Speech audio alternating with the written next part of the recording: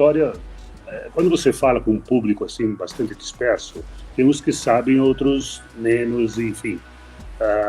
Eu vou tentar ser muito breve. Eu comecei, o primeiro investimento eu fiz em 71, sempre contando. Ganhei um Fusquinha num concurso, apliquei na Bolsa, a Bolsa estava subindo 150% ao ano. E em 74, o que sobrou foi o dinheiro para um jantar com vinho barato, né?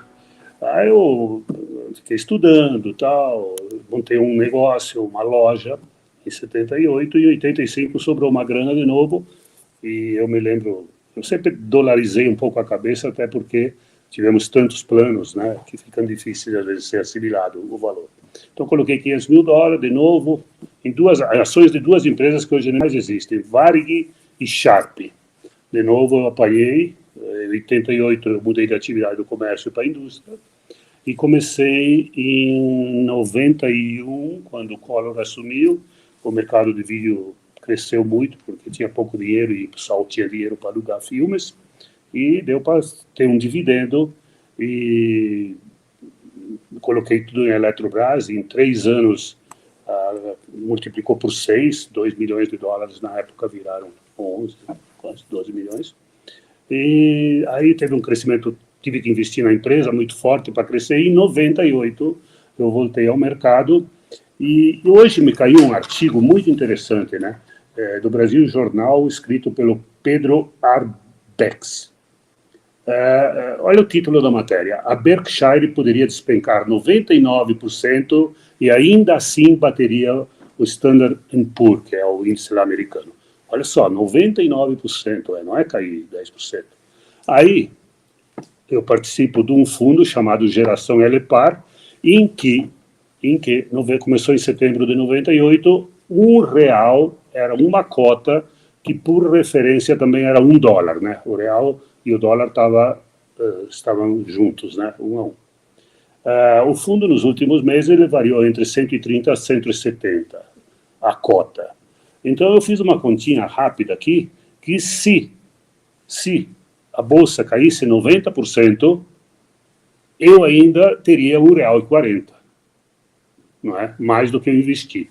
Então, são 24 anos de história, em que subiu 14.000%. Claro que não é assim que se faz a conta tem que ser em cima de juro composto, que isso dá uma renda média de mais ou menos 23% ao ano, faça chuva ou faça sol, né? Então,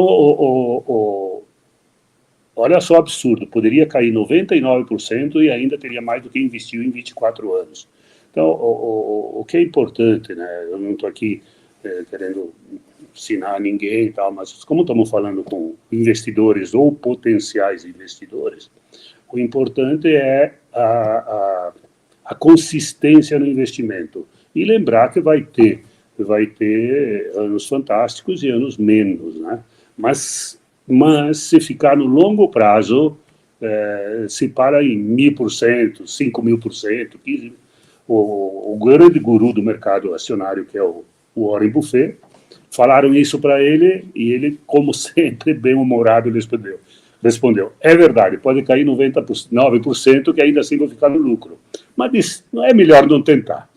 Não é? Então, o importante eu tive perdas lá no começo, idas e vindas, voltei com consistência, e estamos aí hoje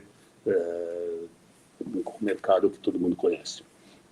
Vamos lá. Eu estou no mercado há um pouco mais de tempo que o meu amigo Lírio, não é isso? A gente começou com uma corretora chamada Cruzeiro do Sul, onde nós não detínhamos dinheiro para comprar uma corretora, então nós nos associamos, e a corretora tinha que ficar no nome de um, ficou no nome do nosso sócio, que era o Danilo, né? E a partir daí nós enveredamos por uma trajetória de aplicações do mercado de valores.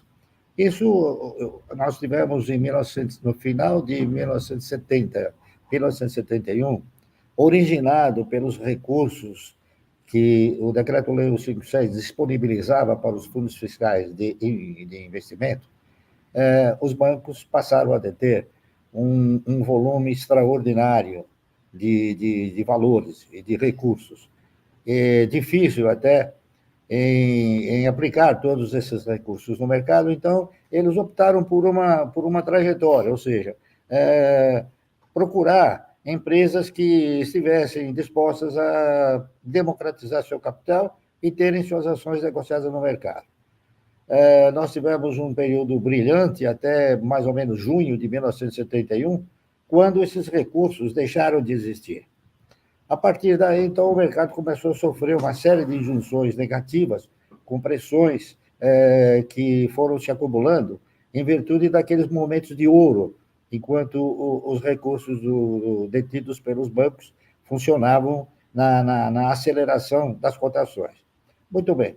Passou 71, e eu convencido de que esta nossa Previdência não detinha condições de amparar o cidadão através da cessão de uma renda mensal que pudesse lhe garantir uma vida digna, eu, então, tentei, através das convicções que me eram no momento, tentar uma nova investida, né? E avaliei todas as aplicações da época e cheguei a uma conclusão, que todos aqueles que tinham uma renda boa, ou eles eram controladores ou eles eram parceiros de ações de capital aberto. Muito bem. Eu tentei, então, generalizar essa aplicação, interpretando o seguinte: se você fica 30 anos colaborando e contribuindo para o INSS, por que você não pode ficar 30 anos comprando ações? Então, eu estruturei um projeto, né, na qual eu propunha o cidadão investir 1.000 ações por mês durante 30 anos. Eu tinha a convicção, muito embora não tinha certeza, de que isso poderia ser um maná de resultados. Então, o que eu fiz? Eu criei esse projeto, espalhei no mercado, não é isso? Na época era o presidente, eu esqueci o nome dele agora, mas... E foi feito um trabalho, e esse trabalho versava sobre as ações da CESP, que, na época, elas pagavam um dividendo mínimo prioritário e obrigatório, e ainda disponibilizavam uma bonificação de 10% ao ano. Por quê? Porque, naquela época, a maioria das ações elas possuíam valor unitário. Hoje, as empresas, a grande maioria, não possuem valor unitário. Então, quando a empresa possuía o valor unitário, cada vez que aumentava o capital, ela era obrigada a emitir ações. Então, eu fiz esse trabalho, né, imaginando que, ao longo de 30 anos, eu pudesse ter uma aposentadoria boa. Como era apenas uma perspectiva, eu tinha, sim, alguma convicção que, efetivamente, as ações pudessem me oferecer uma renda mensal digna. Então, eu, como estava lastreado também em ações, eu coloquei o título desse mercado em Ações Garantem o Futuro. Desse estudo, né? Muito bem. Hoje, se eu tivesse que nomear esse trabalho, eu diria o seguinte: ações garantem um ótimo futuro. Tá entendendo? Então, minha trajetória foi essa, sempre de investir na razão direta de ser um parceiro do controlador ou da empresa, tá certo? Nunca com a visão de ser o dono, mas sempre como parceiro. E essa postura e a regularidade com a qual a gente foi comprando ações, hoje eu acabo tendo aí participações expressivas em grandes empresas e que essas empresas distribuem bons dividendos para os seus controladores e nós, que somos os menores, também aproveitamos, tá certo? Então, o segredo do mercado é um só: invista, tá certo? Invista porque você investindo nos projetos de empresa, você está investindo na geração de riqueza, na circulação dessa riqueza e na distribuição dessa riqueza, tá correto? Isso é universal, acontece em todos os países do mundo, e aqui no Brasil nós ainda caminhamos, né, para um mercado razoavelmente incipiente, porque a grande maioria que nós temos no mercado hoje, eles não são investidores, eles são especuladores que têm a visão do ganho a curto prazo, é isso? E, no fim, eles acabam até se conscientizando que essa visão acaba sendo retratada como uma perda a curto prazo, tá entendendo? Então, a minha história é essa, o meu projeto ainda eu continuo fazendo, o que eu fazia em 1971, quando dei início a essa minha participação de parceiro no mercado, eu continuo fazendo até hoje, é claro, com valores diferentes, tá certo? Mas a filosofia não mudou e eu digo o seguinte, eu acredito que nos próximos 200 anos também não vai mudar. Porque, assim, a gente tem muita gente que está entrando no mercado agora, né, no mercado de ações, e é incrível como essas pessoas querem buscar aquele atalho. Incrível como essas pessoas buscam, sei lá, ações que valorizaram 1000%, não entendem nada do setor, mas compra porque ela simplesmente subiu, ou de repente até criptomoedas. O que dizer para essas pessoas que acham que o mercado vai te deixar rico do dia para a noite? Qual que é o conselho que vocês dariam para essas pessoas que são basicamente a ampla maioria que a gente tem aqui? Então, corroborando só com o que o Barsi acabou de falar, que eu espero que todo mundo é de curto prazo, eu, uns 2 meses atrás, fiz uma continha. O Ibovespa, a B3, negocia em torno de 30 bilhões por dia. Esse é o número, um pouco mais, um pouco menos. Então, 20 dias úteis num mês, negocia 600 bilhões. 2 meses, 1 trilhão e 200 milhões. Pois, acreditem vocês, o mercado inteiro vale, claro que estão as ações de controlador, 4 trilhões. 30% dá 1 bilhão e 200, que é mais ou menos o que tem de free float das empresas, né? Em torno de 30%. Então, o investimento no Brasil, ele é inferior a 2 meses. Não é? Quem é que ganha sempre? Quem é que sempre ganha? Vai deixar rico alguém, né? Vai deixar rico o acionista da B3, né? O Bovespa, que sempre tem emolumentos, sempre tem taxas, e as próprias corretoras que nunca vão lhe dizer para não negociar. Vão dizer para você negociar, e inclusive estão sempre cheios de ideias, né? Sempre com ideias geniosas, né? Engenhosas e por aí vai. Então, infelizmente, esses dados que eu dei, cada 60 dias, todas as ações, em média, trocam de mão.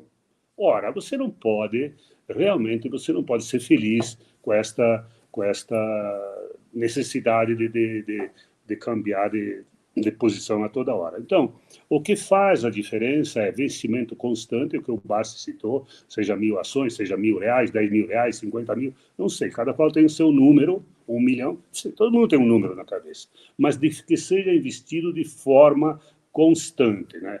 Vai pegar o mercado quando estiver bem, vai pegar o mercado quando não tiver, e ali, sim, investir em empresas que tenham histórico, que tenham uma pegada de pagar dividendo, né? Pagar, distribuir o resultado, né? Porque com a distribuição do faz-merir, você compra outras ações e você vai rir mais em seguida, sabe? Então, o grande negócio, isso chama-se a famosa matemática dos juros compostos. Existem livros e mais livros escritos sobre esse milagre. A tal forma que depois de um determinado tempo, você acaba gostando da parada de investir, pegar os dividendos. O Barsi já citou, ano passado, por exemplo, foi muito generoso em dividendos. Não creio que esse ano vai ser muito diferente, tá certo? Mas você chega a uma hora que, eu falo por mim, né? Eu já invisto por prazer, me dá prazer. Passa a ser um jogo gostoso, em que você vê o ganho acontecendo e o dinheiro e a quantidade de ações se acumulando. Então, o segredo é consistência e deixa que o tempo faz o resto. Não se preocupem, vai entrar no momento de mais alta, vai entrar no momento mais baixa, mas acertar a mosca ou no fiofó da mosca é impossível. Tá certo. É verdade. Você tem alguma coisa a complementar? Não, eu ratifico e consagro todas essas palavras, porque, na realidade, o nosso histórico, não é isso?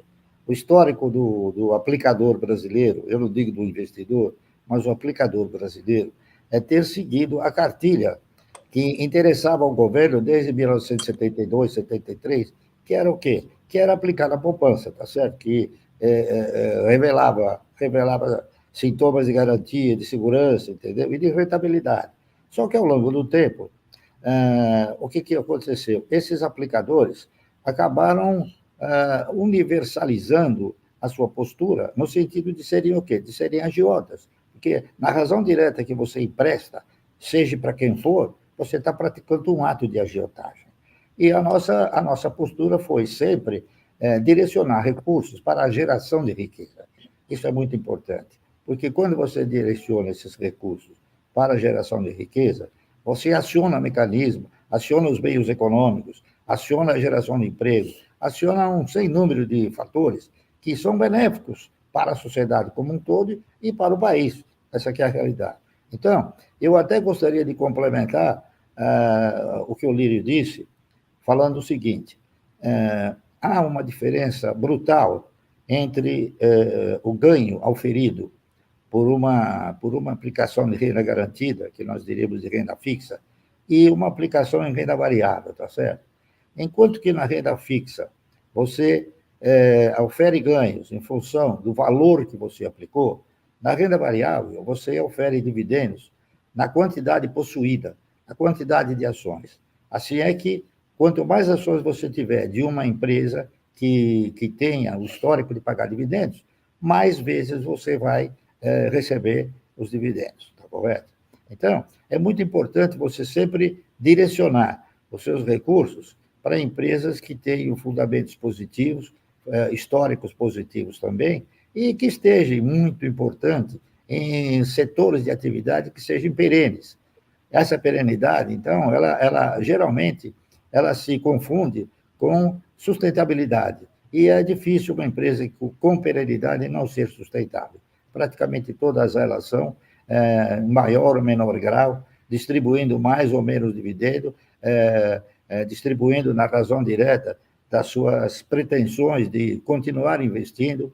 Eu cito um exemplo clássico no nosso mercado, uma empresa que hoje tem 130 anos, pertence ao mesmo grupo, se chama Klabin, e que continua investindo, né, de forma extremamente agressiva no mercado, procurando desenvolver projetos que venham a aumentar a sua operação, seus resultados e as suas distribuições. Portanto, é importante nós termos conhecimento, através de todos esses fundamentos, como, por quê e quando investir, ok? Mas o importante é que nós façamos o investimento e não utilizemos o instrumento da especulação. A especulação, ela enriquece, que nem o Lírio falou, dois elementos, a bolsa e as corretoras, e empobrece aquele que especula.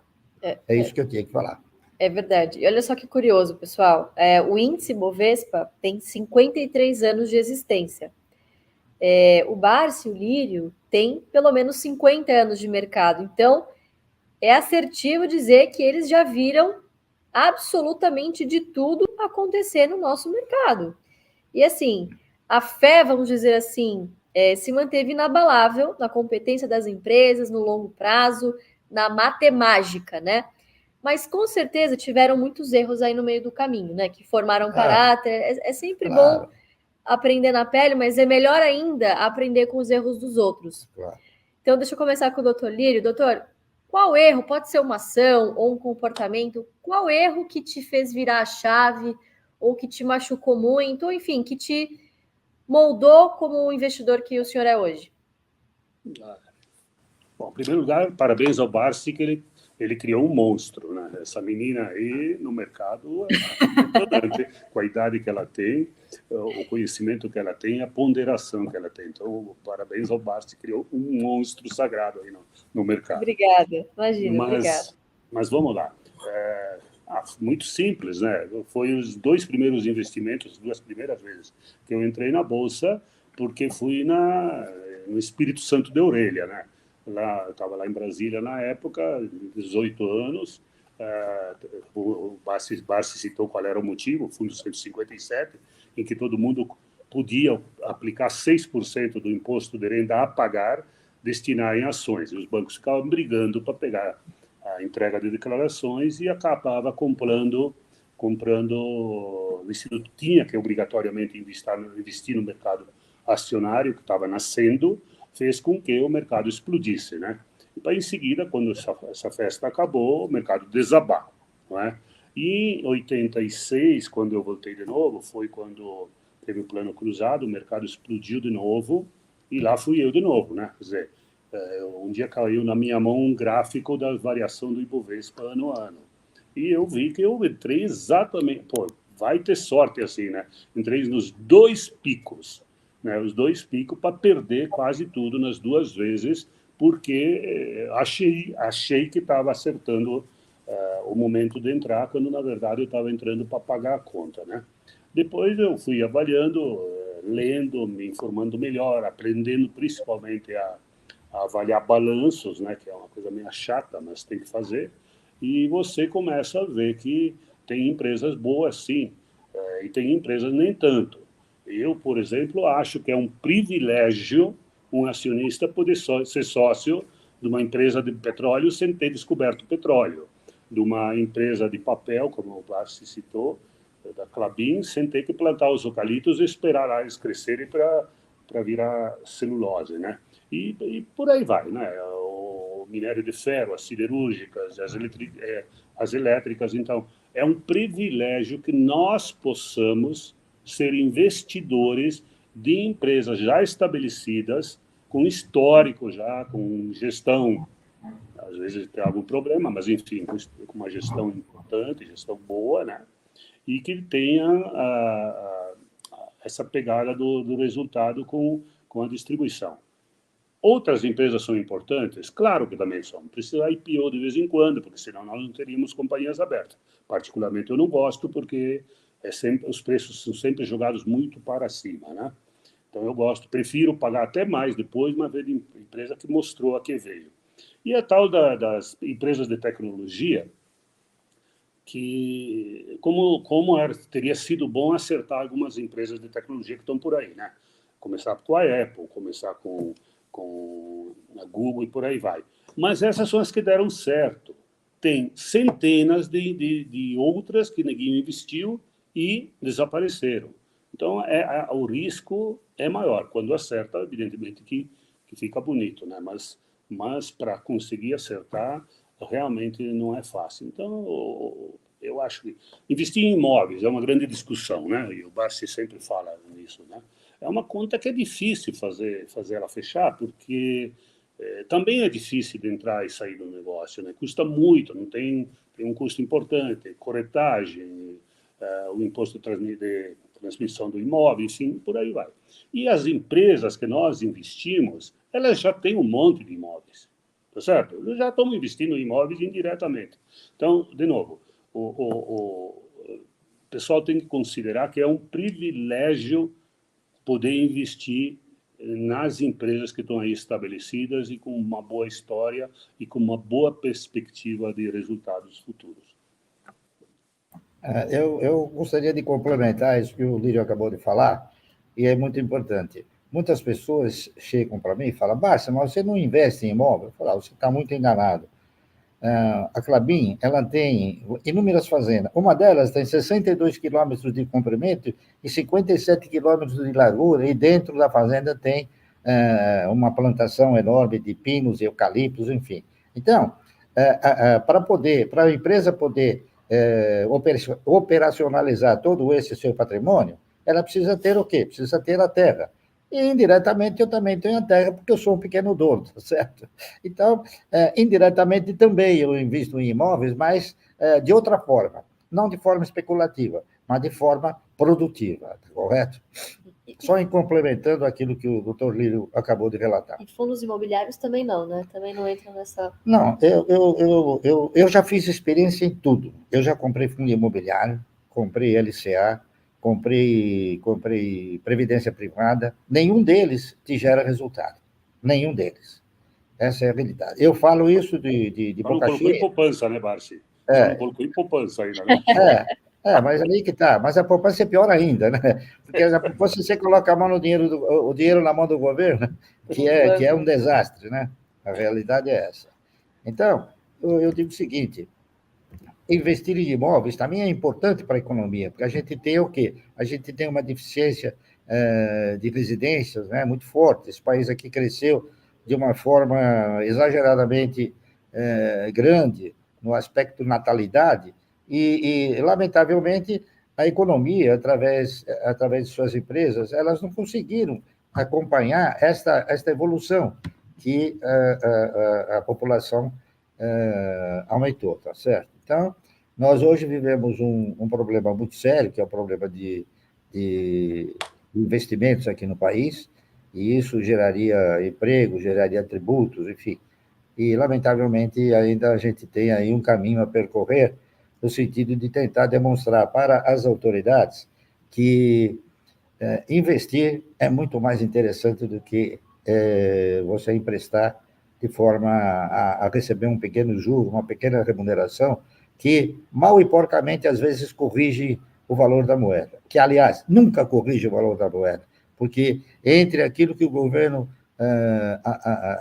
divulga em termos de correção, nós temos, em termos de inflação, no mínimo o dobro, está correto? Então, você nunca terá o seu poder de compra reajustado investindo na renda fixa. É por isso que eu costumo dizer que aqui no Brasil não existe renda fixa, existe perda fixa, está correto? O senhor mesmo estava falando lá no início que um dado momento lá que o senhor estava começando, o senhor investiu em Varig e Sharp, ou seja, concentrou em 2 empresas, aí depois acabou não dando muito certo, depois o senhor foi concentrar em Eletrobras praticamente todo o patrimônio que tinha naquele momento. O que eu gostaria de entender... eu me lembro também, doutor Parisotto, que o senhor falou uma vez que o senhor não consegue imaginar uma carteira com mais de 12 empresas. Uma por mês, no máximo, está de bom tamanho. O que o senhor tem a dizer sobre isso? A concentração versus diversificação, principalmente por conta daquelas pessoas que começam no mercado e já querem pulverizar demais. E isso a gente entende que é um dos maiores erros que a pessoa pode cometer. Sensacional a tua pergunta, Felipe. Você me dá a oportunidade aqui de expor exatamente como eu penso. Eu falo em 12 ações porque eu não tenho a personalidade suficiente para investir em uma só. Porque, no final do ano, o que faz a diferença de 10, 12 ações, que eu nunca passei disso, são 2, 3 que carregam o resultado das outras, né? Então, me falta personalidade para escolher uma, não é? Então, na verdade, pouca concentração, né? E para quem está começando, tem 2 formas de investir em ações. Todo mundo sabe, mas sempre é bom lembrar. Ou compra as ações diretamente, ou então vai através de um fundo que tem a taxa de gestão baixa. Olhe a taxa de gestão, porque essa também parafraseando o Barsi, é uma perda certa, né? Cobrar 2,20 é um absurdo, acho um absurdo isso. No máximo, 0,5% de gestão e 10% de performance, e olha lá, tá certo? Mas quando eu acho que todo mundo gostaria de saber as famosas dicas quentes, né? Em primeiro lugar, que não existe dica quente, né? Existe uma perspectiva de negócios, né? Então, um cara que quisesse começar uma carteira própria, sem ser via um fundo, eu sugiro que ele escolha uma empresa ou 2 elétricas, que ele escolha uma empresa na siderurgia, uma na petroquímica, eventualmente no petróleo, uma mineradora. Então, essas empresas, né? Vamos lá, nas elétricas, depois o Barsi pode complementar a informação, mas eu sugiro veementemente uma Transmissão Paulista e uma Taesa, né? Que são privadas. Estatal está aparecendo aí uma boa opção também na Copel, eventualmente na CEMIG, né? Nas elétricas. Nas siderúrgicas todas são boas, né? Temos aí a Gerdau, temos em Minas, tem a CSN, eu colocaria junto com siderurgia a Vale, que é mineradora, que é derivado, né? Então, escolhe 2 aí. Acho que a Vale não poderia ficar fora, não é? Banco, escolhe um banco, 1 ou 2 eventualmente. Tem bancos bons aí, sabe? um pouco sempre caros, né? Está sempre meio como sempre meio promocional o preço do Banco do Brasil, mas tem outros bons também. Então vamos lá, siderurgia, mineração, petroquímica, né? Petroquímica tem infelizmente muito poucas empresas, né? Eu colocaria petróleo e petroquímica no mesmo cesto, né? E ali não, Petrobras é uma empresa importante, tem lá seus probleminhas de gestão, mas como dizia o velho Rockefeller, há mais de 100 anos atrás, continua válido. A melhor empresa do mundo é uma empresa de petróleo. A segunda, bem gerida. A segunda é uma empresa de petróleo mal gerida. Não sei, a Petrobras deve estar no meio dos dois, aí, sabe? Mas lembrando, por exemplo, que o ano passado, se nós colocarmos a Vale e a Petrobras, é uma coisa absurda o monstro que essas empresas são. O ano passado foram distribuídos 280 bilhões de reais, entendeu? Todas as empresas juntas, todo o conjunto de empresas, foi esse o valor que foi distribuído. A Vale e a Petrobras sozinhas distribuíram 160. Então, 60% dos dividendos distribuídos no ano passado foi dessas duas gigantes. Então, acho dificilmente as pessoas vão errar se entrar nessas empresas. Então, eu citei algumas aí, seguramente o Barsi tem lá a celulose, que é excelente, enfim, o Barsi tem uma carteira. Nós não temos exatamente as mesmas ações, mas o tempo mostra que tem várias maneiras para o caminho do céu e muito mais maneiras para o inferno, né? Então, existem sim maneiras de cada qual gerir os seus investimentos de forma, não precisa ser exatamente as mesmas empresas, mas no final do dia o que a gente procura são empresas com histórico, com solidez e para casar e de preferência, né, quando a gente se for, que os nossos descendentes possam continuar a usufruir daquilo que nós vamos deixar, porque gastar em vida não tem como, né?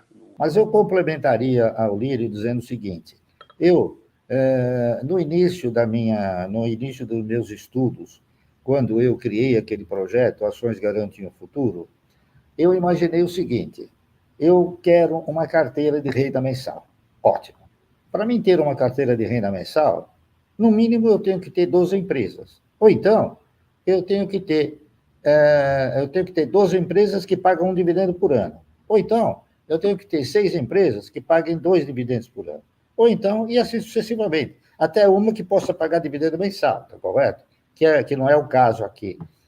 Então, o que acontece? Eu acho que eu fui formando o meu patrimônio com essa convicção de que eu procurava comprar sempre aquilo que eu interpretava ser o melhor. Porque se você pegar um recurso e distribuir entre muitas empresas, você vai acabar comprando algumas boas e outras más. Então, o importante é você perenizar a sua investida, a sua aplicação, sempre em empresas que tenham uma perenidade e que essa perenidade, então, caminhem para uma sustentabilidade. Eu diria o seguinte: sempre haverão empresas que poderão estar nos apresentando projetos futuristas. Recentemente, eu estive analisando, por exemplo, uma empresa novíssima no mercado, que se chama Auren. Essa empresa Auren, ela é o produto da fusão da Votorantim Energia com a CESP. Então, eles hoje têm um projeto, não é isso?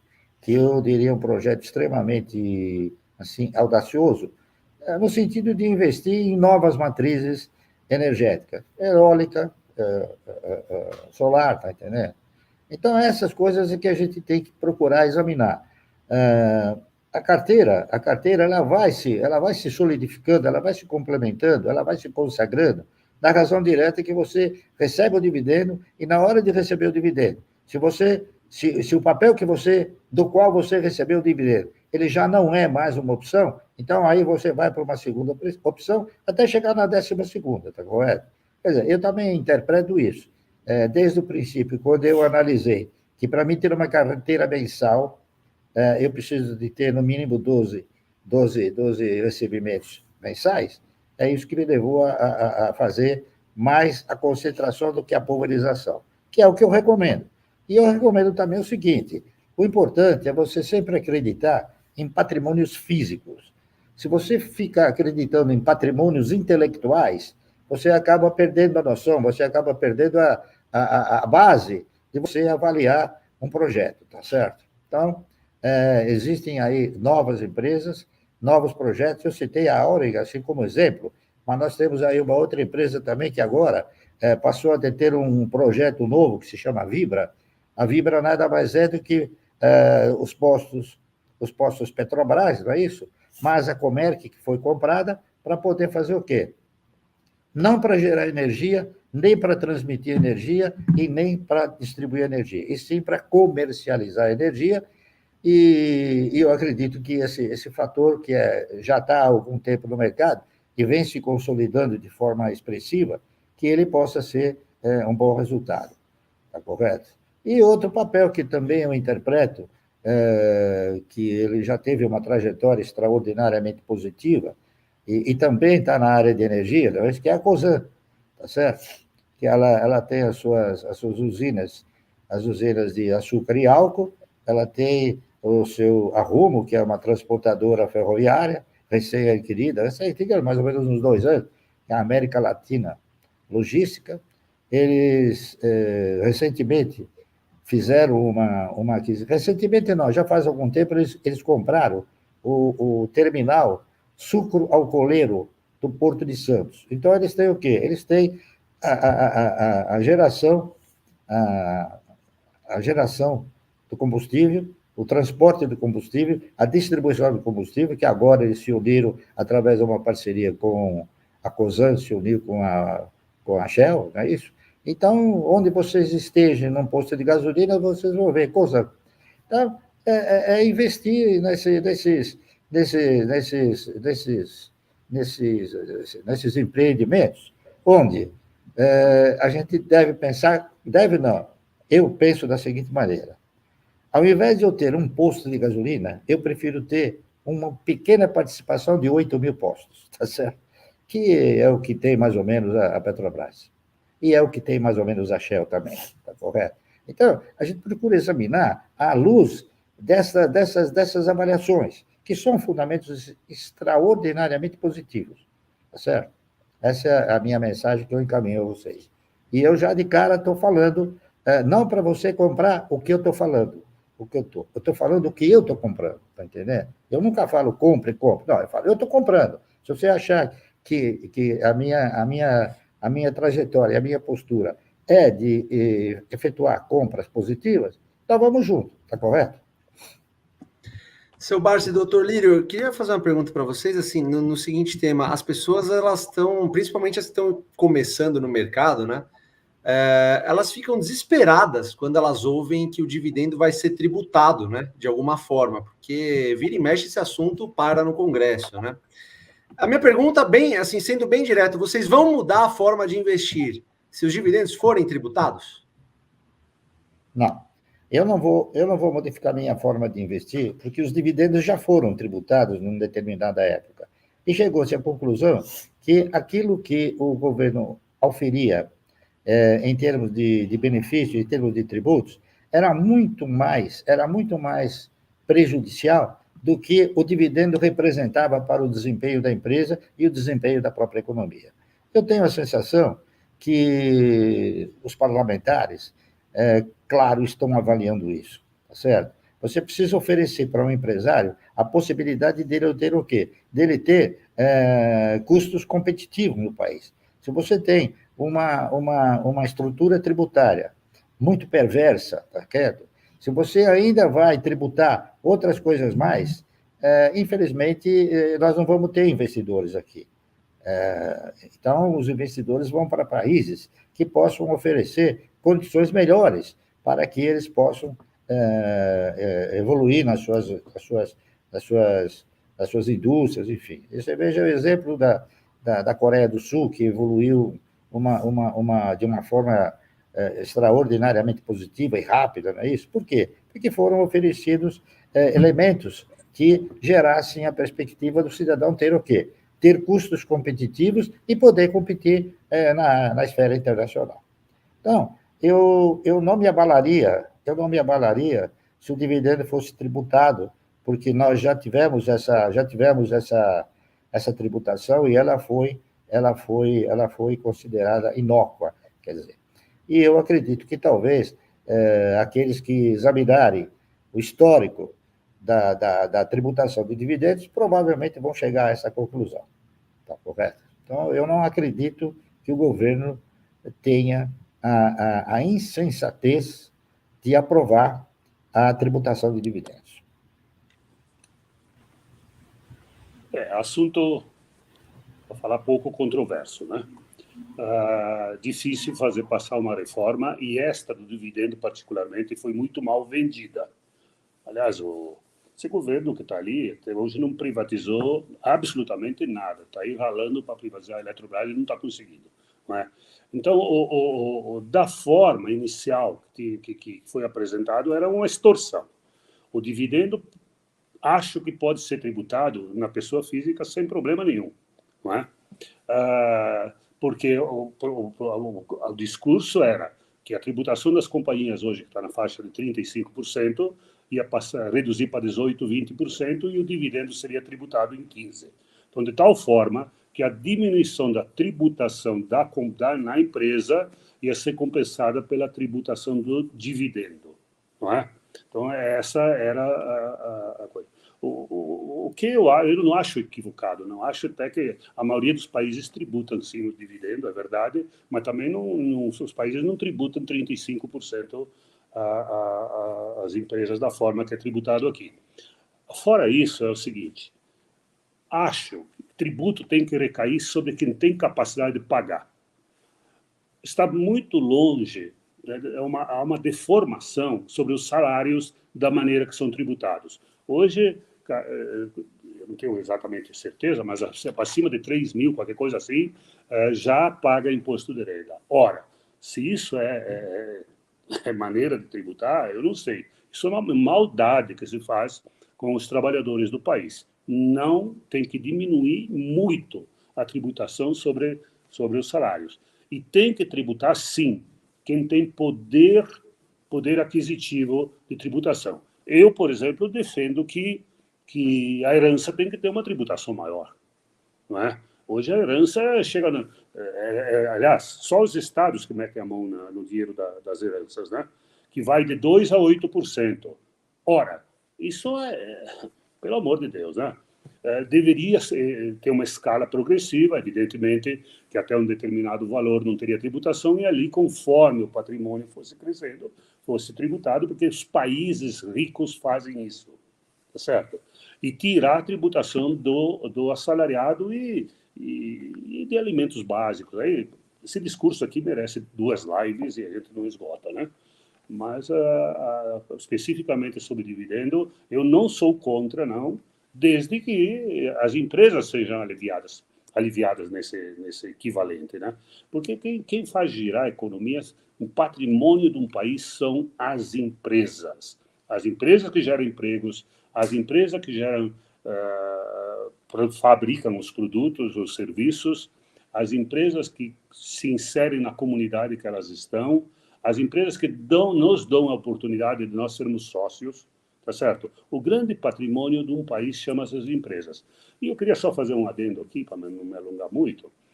Nós estamos no Brasil, não é? A gente não consegue fugir do país. Por mais que a gente tente pescar uma empresa melhor aqui e outra ali, mas nós estamos num contexto país em que a maré é sempre contrária. Nos últimos 40 anos, o Brasil cresceu a metade do mundo. Estou falando do mundo todo, seja país as Chinas e outros que foi muito mais, e outros, os africanos, por exemplo, que é menos. Então, na média, nós crescemos a metade do mundo, metade, nos últimos 40 anos. Isso significa dizer que se nós tivéssemos a mesma participação que temos nas empresas hoje, nós teríamos, no mínimo, o dobro do valor que essas empresas valem no mercado se o Brasil tivesse crescido na média. a gente consegue todo ano crescer menos que a média mundial, cresce um ano, cai dois, sabe? A gente não está indo para lugar nenhum. Nós precisamos, a solução do país passa pelo pleno emprego, pelo crescimento. Aí, como por enquanto, quase tudo se resolve. Quase tudo se resolve. Então, eu torço de coração. Eu já estou virando o cabo da Boa Esperança, mas eu torço de coração que esse país, uma hora, se ajuste à economia mundial e ele ande no mínimo igual. Que aí Barsi, fica muito mais fácil nós escolhermos empresas, porque nós estamos com as empresas líderes, com as empresas boas. Tá certo? Essa é a minha opinião. Aproveitando, a gente falou bastante sobre setores, né? Você chegou a mencionar o setor elétrico, bancos, falamos sobre mineração e siderurgia, petroquímica e petróleo. Quais são aqueles setores que você não chega nem perto, aqueles que você não quer nem de graça para a sua carteira? Ô, Felipe, você está me constrangendo, porque eu já levei o dedo no meio da testa por ter falado setores que eu não gosto, né? E porque tenho amigos no setor, entendeu? Então, eu não gosto do setor que tenha pouca proteção. Então, você vai ter uma companhia aérea. Companhia aérea, o balcão é alugado, o avião é alugado, o funcionário paga no fim do mês, entendeu? Então, o investimento para você montar uma companhia aérea é zero. Itapemirim apareceu, uma empresa quebrada apareceu esses dias com um avião voando. Voou 3, 4 meses e já parou de voar. As grandes companhias lá atrás, aéreas, vou falar do Brasil, eu poderia viajar pelo mundo, né? Mas o VASP, Transbrasil e Varig, 3, domínio total, já tem uma geração já que começa a nem mais saber quem são, não é? Então, a parte aérea é muito complicada e pior que nós precisamos, né? O avião é um grande desenvolvedor, ele causou um grande desenvolvimento mundial na área de mobilidade e é o maior queimador de dinheiro, né? Olha o tamanho do cano da descarga de um avião que vocês vão ver quanto queima lá. Outro setor que também é complicado, e eu posso citar 20, aqui não temos tempo, mas poderia citar 20 empresas que quebraram nos últimos 20 anos, é o comércio. Né? O comércio é um setor difícil, né? E o comércio, se você não ralar, literalmente, eu passei por ele, posso falar, se você não ralar a barriga no balcão, cuidar direitinho e tal, é um negócio de pouco futuro. Agora está aparecendo aí alguns agregados para o comércio. O cara coloca um banquinho lá dentro, o cara coloca um comércio eletrônico lá dentro. Há ali uma tendência, talvez, de melhorar um pouco. Mas, se vamos pegar os comércios tradicionais que existiam nos Estados Unidos, uma Macy's, aquela Neiman Marcus, aquela grande a Sears, foram tudo para o saco, tá certo? Aqui no Brasil, Mapping, Mesbla, a Hermes Macedo, lá no sul, JH Santos, Impulso. Querida, é uma infinidade, né?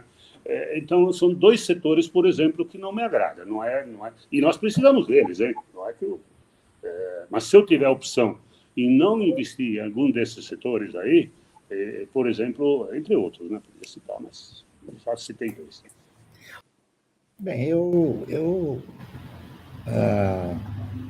consagraria isso que o Lírio falou como uma verdade incontestável, porque realmente, se você pegar Panair do Brasil, Real, Transportes Aéreos, Transbrasil, VASP, Varig, enfim, e outras que vão ainda, que estão na linha para quebrar, né? Elas vão quebrar.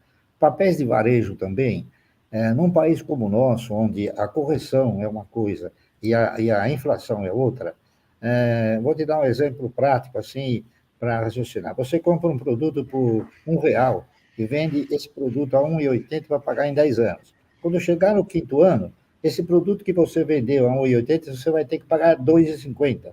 Então, as empresas de varejo, em função da desordem financeira que nós temos e da dificuldade que você tem de crédito também, e outra também pelo desarranjo e pelas contradições entre correção e inflação, elas são empresas que demandam capital intensivo, tá entendendo? E chega uma hora que não tem mais capital para ela. Eu conheci o doutor Gers Aronso, né? E ele me ensinou muita coisa de como não aplicar no setor de varejo. O setor de aviação também é outro que eu também concordo com o Lírio. O cidadão que é administrador de uma empresa de aviação, ele não administra nada, tá certo? É tudo na base do leasing, na base Então, não há um patrimônio físico. Eu gosto de adquirir ações de empresas que tenham um patrimônio físico dela, e não de empresas que tenham um patrimônio cultural, ou então um patrimônio tecnológico, tá entendendo? Essa que é a realidade. Então, eu diria o seguinte, a minha predileção é para comprar ações de empresas que eu julgo serem perenes e que você paga sem consumir. Por exemplo, se você investir numa empresa do setor de energia elétrica, você vai ter o quê? Você vai ter um momento na sua vida que você vai sair de férias. Então, você desliga tudo. Quando você chegar, a conta de luz está lá. Então, você está pagando uma coisa que você não consome. Outra coisa que também tem assim, uma semelhança muito forte com a questão de você pagar sem consumir é o seguro, por exemplo. O seguro é pior ainda, né? Porque o seguro, quando você faz um seguro, você reza para que não aconteça o sinistro, não é isso? Então, é outra coisa que você paga sem consumir. Enfim, quanto todos aqueles que têm hoje um celular não pagaram por valores sem consumir? Então, esses setores de atividade são setores atraentes para todos os países do mundo, tá certo? Então, a minha predileção é exatamente essa, que eu ostente ações de empresas que tenham patrimônio físico, não que tenham patrimônio intelectual. Eu queria saber se vocês recomendam que esses investidores, principalmente os iniciantes, que a gente foca bastante aqui, né?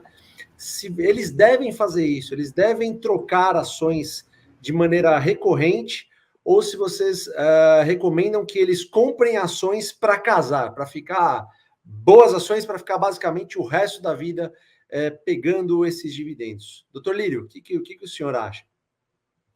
Bom, de certa forma, isso eu respondi anteriormente, né? Então, vamos lá. Qual é o perfil do investidor? O cara tem que se definir se é investidor em primeiro lugar, para investir precisa ter dinheiro, né? Então, em primeiro lugar, tem que poupar para você fazer uma poupança para começar a investir. Aí, se tiver dinheiro, você pode gastá-lo, você pode colocar na poupança, você pode colocar em CDB, que é um grande concorrente da Bolsa, o maior concorrente da Bolsa é realmente a renda fixa, né? Ou você pode colocar em renda variável, né? Que é, no caso, o investimento em empresas. Ora, se o nome é renda variável, vamos levar a sério isso, é variável mesmo. Varia para os dois lados. Varia para cima e varia para baixo. Então, de vez em quando as pessoas me perguntam o que eu vou investir e tal. Em primeiro lugar, se o cara tiver data certa para precisar do dinheiro, renda variável não é o lugar. Deixa lá num CDB, onde ele se sentir confortável, mas não na renda variável, porque pode ser na data que ele precisar, o mercado está valando, o mercado está caído. Então, se alguém não tiver o perfil de aguentar, e estamos no Brasil, aguentar 50% de queda sem se cortar os pulsos, sem perder o sono, entendeu? A renda variável é a garantia de um futuro feliz. É o que o Barsi falou, né? É a aposentadoria, né? Aposentadoria que no final da história você não vai nem usar, porque é tanta, o dinheiro se multiplica tanto e tal, e passa a ser tão gostoso ver esse dinheiro crescendo, né? Que você vai você vai comprar a felicidade aqui que não existe. O cara vai ficar feliz, maravilhoso e tal, com endividado, né? Então, quer dizer, está garantindo uma aposentadoria, um futuro mais tranquilo, né? Então, se não tiver o perfil de investidor de renda variável, em que tem que aceitar uns trancos que vão acontecer e fatalmente são seguidos, né? Nós precisamos ir longe. Em março de 2020, o sino tocou 6 vezes, 8 vezes no mês, que o mercado caiu mais de 10% ao dia. Não é ao mês e não é ao ano. Então, quem naquele momento se apavorou e vendeu, pagou a conta de quem ficou. Esta que é a verdade, né? Então, nada substitui o investimento constante e aguenta que passa.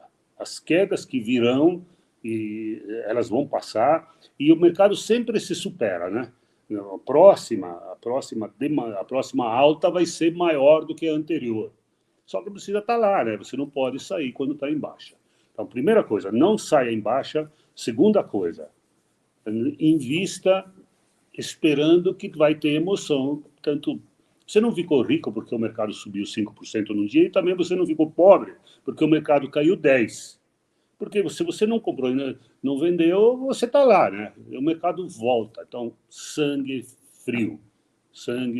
Não aguenta os trancos que o futuro prova. Isso todos os grandes investidores do mundo, isso não é no Brasil, isso não vamos ser exceção, eles são de investimento constante e aguentam o tranco. Essa é a minha mensagem para a turma que vai entrar, eventualmente ver 100 mil reais virar 60, virar 80 e tal, e ficar louco. Não fica, não. Aliás, se tiver mais uns truquinhos lá, põe que você vai comprar um produto em promoção. Essa é a minha maneira de pensar. Eu complementaria esse relato que o Lírio acabou de dizer, falando o seguinte: eu não tenho ações de renda variável, eu tenho ações de renda fixa. As minhas ações, que elas inicialmente eram de renda variável, se tornaram ações de renda fixa. Por quê? Porque quando você entra no mercado focando o investimento e focando a elaboração de um portfólio que seja um portfólio previdenciário, se você almeja ter uma renda mensal, por que você vai vender a ação? Você contrapõe, então, o teu foco inicial. Se você tem a perspectiva futura de continuar recebendo mensalmente, para que vender? Está entendendo? Então, se você tem essa postura, esse investimento de comprar uma ação, investir, receber os proventos, você não deve vender, enquanto essa ação estiver te proporcionando resultados satisfatórios, tá certo? Eu diria ainda, aconselhando as pessoas que pretendem ingressar no mercado, o seguinte: primeiro, porque na realidade o cidadão que entra no mercado, ele não entende nada de mercado, então ele vai entrar assim dentro de uma postura que ele não sabe o que fazer. A primeira coisa que ele tem que fazer é procurar um profissional que se adapte àquela perspectiva, aquele foco que ele determinar. Por exemplo, se ele interpretar e achar que tem que formatar uma carteira de renda mensal, ele tem que procurar um profissional que vá orientá-lo nessa direção. Se ele entrar no mercado para jogatina, ele tem que procurar um cidadão que é essencialmente especulador. Então, eu diria a todos aqueles que pretendem futuramente ingressar no mercado de valores, dizer o seguinte: artigo 1º, nunca invista ou aplique no mercado aquele recurso que você tem programado para qualquer outro projeto. Invista e direcione para o mercado exclusivamente o recurso que você pode disponibilizar por tempo indeterminado. O segundo item seria o seguinte: nunca compre uma dica, tá certo? As dicas, elas geralmente se transformam em zicas, que é o quê? Que são estruturas de perdas. Procure sempre avaliar fundamentos extremamente básicos e bem direcionados para uma empresa, é isso? Porque é a forma que você tem de ser um vencedor de mercado. E a terceira orientação minha é o seguinte: nunca venda por necessidade. Por exemplo, se você começar a ganhar e começar a desviar esses recursos da trajetória de reinvestir e começar a comprar outros ativos, né, que possam futuramente te dá dor de cabeça, ou então começar a comprar a prazo em função daquilo que você visa no futuro, pode acontecer de uma queda no mercado e você ter que vender com prejuízo. Então, a terceira recomendação é nunca vender, tá certo, para assumir um prejuízo. Essas três bases, esses três pilares, são muito importantes de você incorporar na sua filosofia e na sua postura. Outra coisa que eu recomendo também é o seguinte: exorcize o patrimônio. Se preocupe exclusivamente com o dividendo. O patrimônio, ele é uma figura que ela contempla o seu ego, enquanto que o dividendo contempla o seu bolso.